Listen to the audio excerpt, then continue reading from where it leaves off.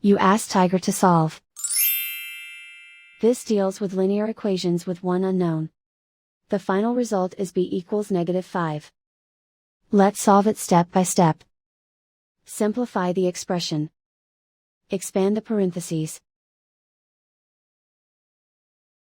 Multiply the coefficients. Simplify the arithmetic.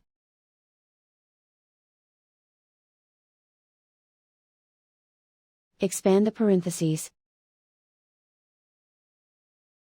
Simplify the arithmetic.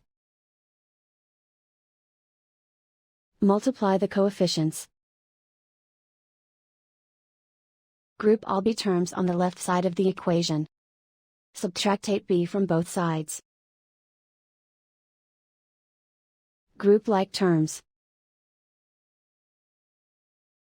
Simplify the arithmetic. Group like terms. Simplify the arithmetic. Group all constants on the right side of the equation. Add 16 to both sides. Simplify the arithmetic.